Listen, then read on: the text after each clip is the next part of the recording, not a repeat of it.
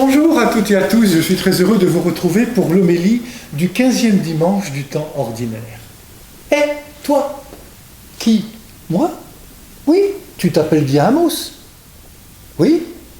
Alors viens, je te fais prophète, tu seras mon porte-parole auprès de mon peuple Israël. Seigneur, tu dois te tromper, je n'ai aucune compétence, je suis qu'un simple bouvier. Oserais-tu dire que je me trompe, moi, le Seigneur? Non, bien sûr. Alors, viens. Dieu est ainsi. Il fait confiance au point de nous confier des missions qui nous dépassent, qui, à vue humaine, nous paraissent impossibles. Mais impossible n'est pas Dieu. Jésus, son Fils, est comme le Père. Dès le début de sa vie publique, il choisit des collaborateurs. Dieu a confiance en nous, il nous invite à travailler avec lui. Dans l'Ancien et le Nouveau Testament, les gens que Dieu appelle sont des gens ordinaires, comme vous et moi. Amos était fermier. Marie, une jeune femme d'un petit village de campagne. Pierre, un pêcheur de métier. Matthieu, un comptable. Paul, un tisseur de tentes. Ainsi, nous découvrons la première bonne nouvelle de ce jour, Dieu fait confiance. Et cette confiance se manifeste dans la mission qu'il nous confie, la responsabilité qu'il nous accorde. Jésus s'efface pour remettre sa propre mission. D'abord aux 12, il leur donna autorité. Autrement dit, Jésus partage avec eux son autorité. Puis, à tous les autres disciples, hommes et femmes, dont nous sommes aujourd'hui par la grâce de notre baptême. Il les envoya deux par deux.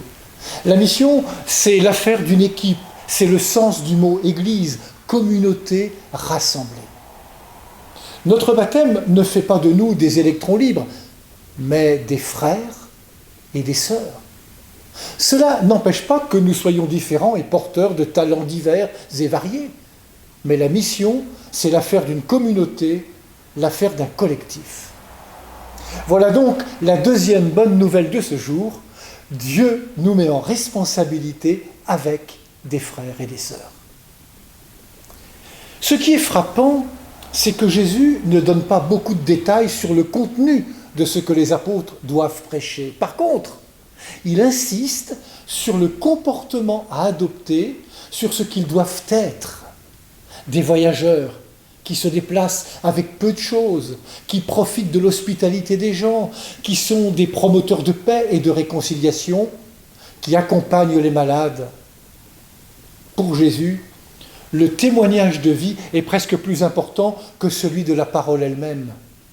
Il fait confiance à ses disciples, il croit en l'être humain, il a foi en nous, alors que nous doutons si souvent de lui.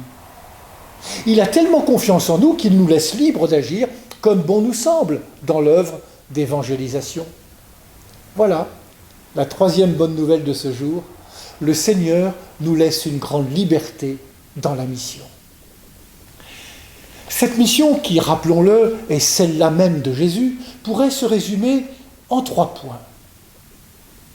Annoncer le royaume. Cela nécessite une conversion, un changement de mentalité. Combattre le mal et chasser les démons. Ça veut dire lutter contre toutes les formes d'esclavage.